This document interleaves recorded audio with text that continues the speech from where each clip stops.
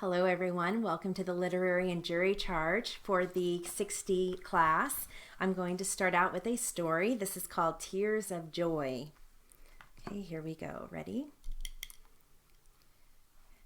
And I'm going to give you a quote first from Lucille Ball. It says, "Love yourself first and everything else falls into line.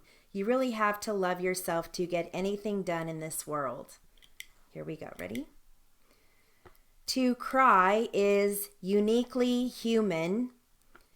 To weep for joy, even more so. I cry every day. I cry for all the years I wanted and needed to cry and didn't. I cry for the loneliness and pain I've felt. I cry for the sheer delight of being alive. I cry for the pleasure that moving my body brings, and for the ability to dance and stretch and sweat.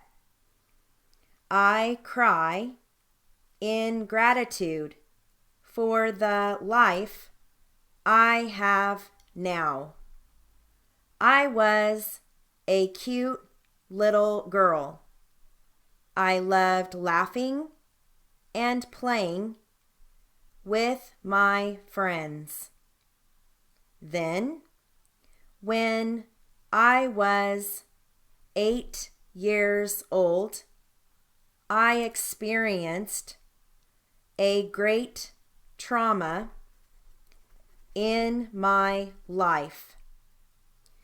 In order to cope with that physical, mental, and emotional nightmare, I made 2 decisions. First, I wanted to be as ugly as possible. Second, I didn't want to think or feel. I knew if I let myself feel anything, it would be too much for me. So I started eating. When the fear came, I ate. When the pain came, I ate. By the time I was 12, I weighed 200 pounds. I spent most of my time by myself, doing things with my hands or watching TV. Even with my brothers and sisters, I felt alone.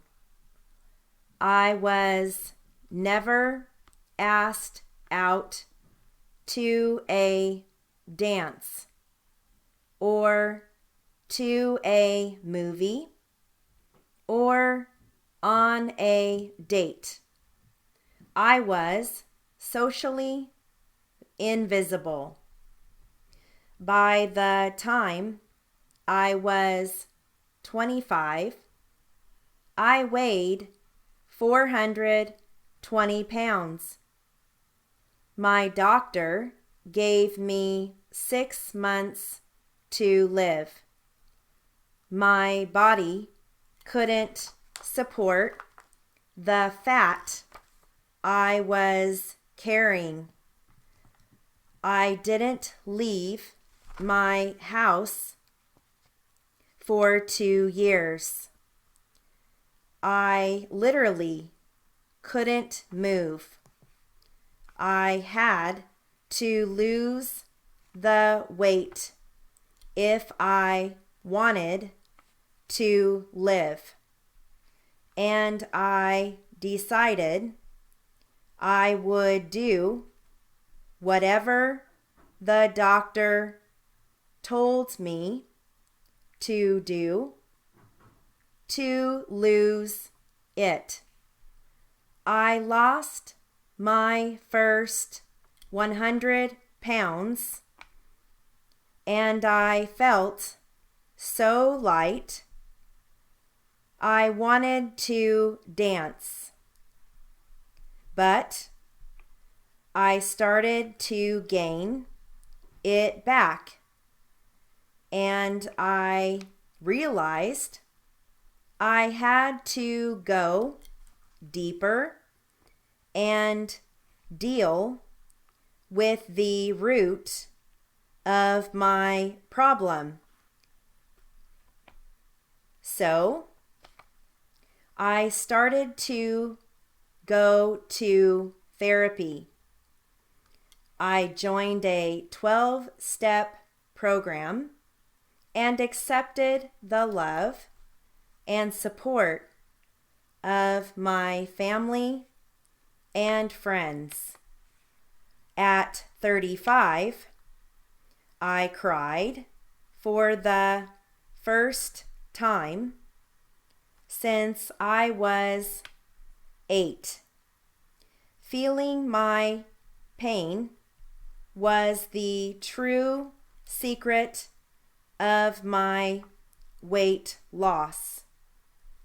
Once I turned that corner, it was up to me to continue the work and to be conscious one day at a time. It was a process of growing self-knowledge and self-acceptance. I continued my therapy. I started to study nutrition, and I learned that for me, eating fat is a sedative. I watched my behavior and monitored what brought on my need to eat. When I found myself knee-deep in Haagen-Dazs, I stopped and asked myself how I got there. Though there were times when I would backslide, it was my acceptance of myself in all my strengths and weaknesses that helped me get back up and keep going. My goal was to be better, not perfect. When I see childhood obesity now, it breaks my heart. We wouldn't dream of laughing at a child who has no arm or leg, or who uses a wheelchair. But people will tease and ostracize a child who has an eating disorder and is obese. We still don't understand that the weight such a child carries is the weight of that child's own pain. Healing my life wasn't just about losing weight. I had to learn how to live life as an adult. I had never learned basic social skills.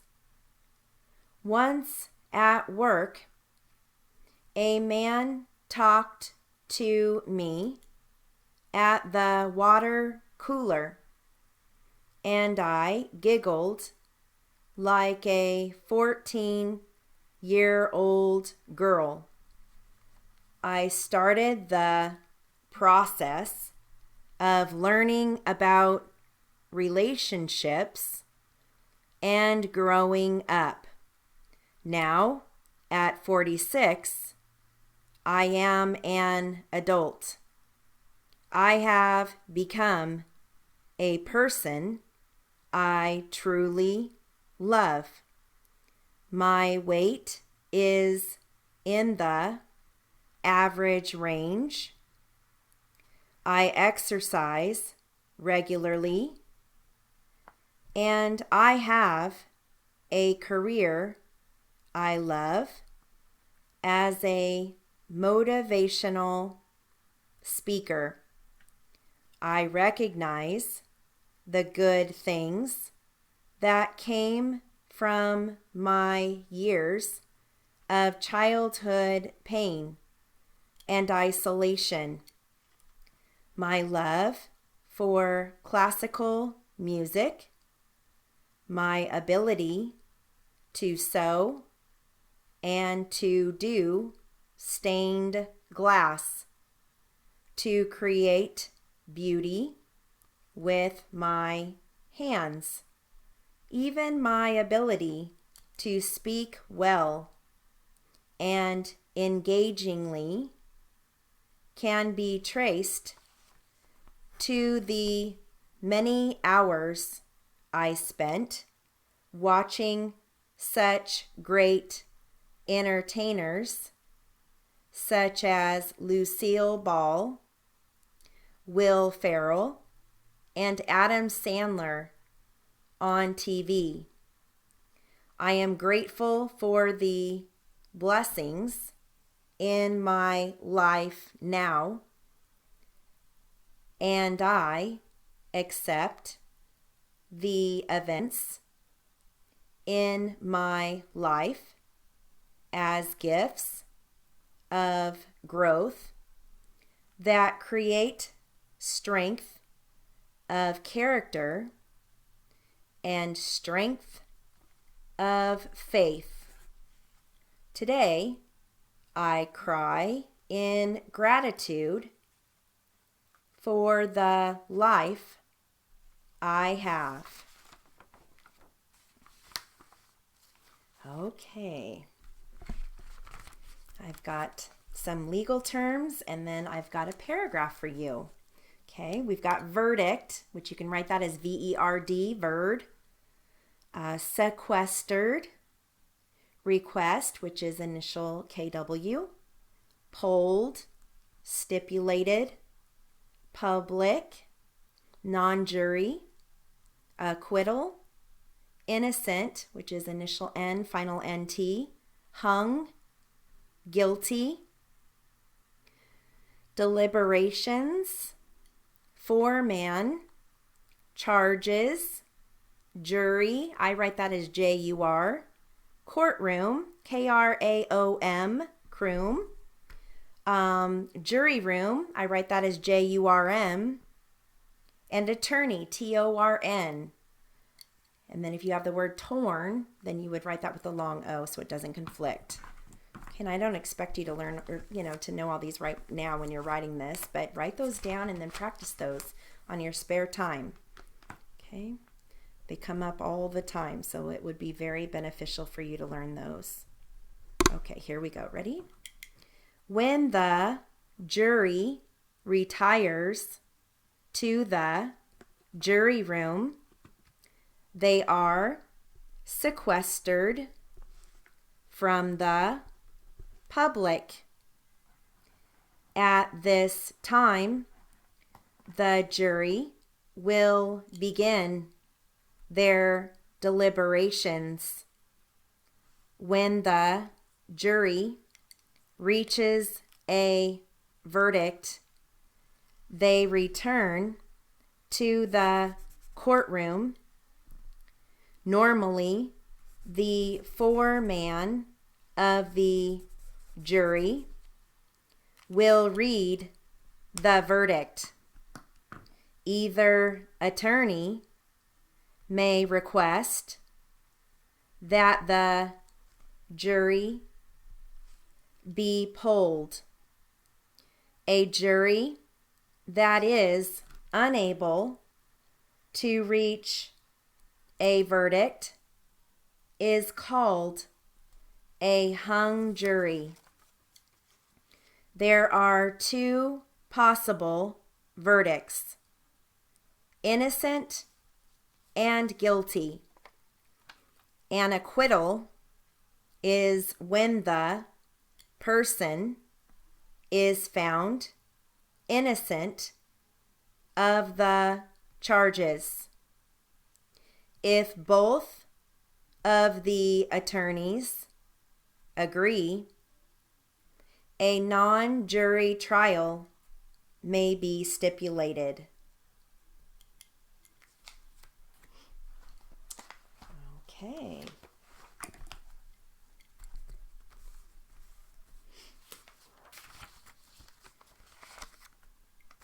Got a paragraph here on the bailiff. Okay, and you can also use the brief. It's BLIF, bliff for bailiff. Here we go. Ready? A bailiff is an officer who maintains order in the courtroom. Bench refers to judges and to where a judge sits in court.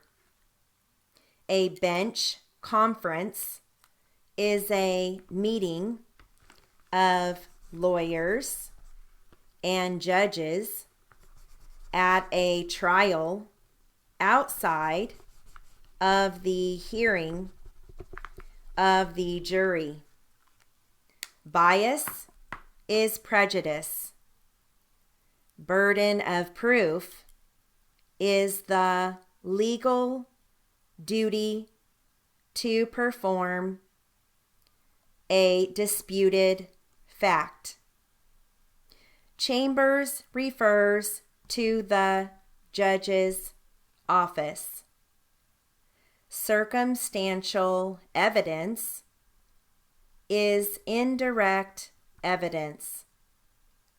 A clerk is a court employee who is in charge of the records and files.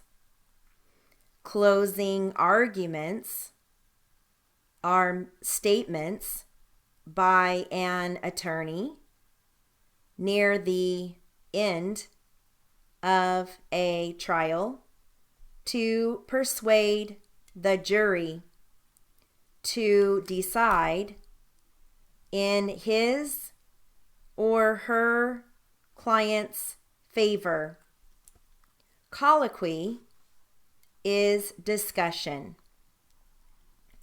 Now, I didn't give you some of these briefs before, but you can write them down now and practice them later. Officer is initial S, final effer. Initial S, final effer. I gave you courtroom in the other paragraph that we read. Outside is OZ. Inside is NZ. Burden of proof. You have two ways you can write that. You can either write it as BURP, and then you would have to flag burp, or you can leave out the U and just write it B, final RP. Either way works. Legal is L long EL, leal. Employee is PLOI, come back for long E, ployee. I gave you attorney in the other paragraph. Circumstance is SIRK. So circumstantial is S-I-R-K. Come back for A-L. Okay. All right.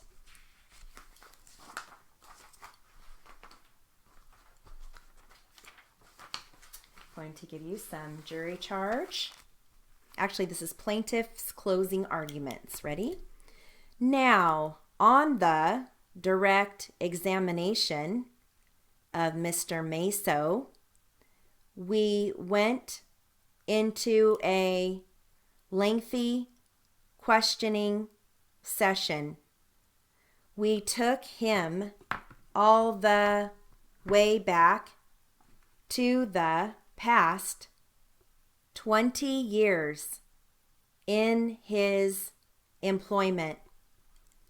We showed how he started out as an electrician. Before that, a laborer. He was also in the service.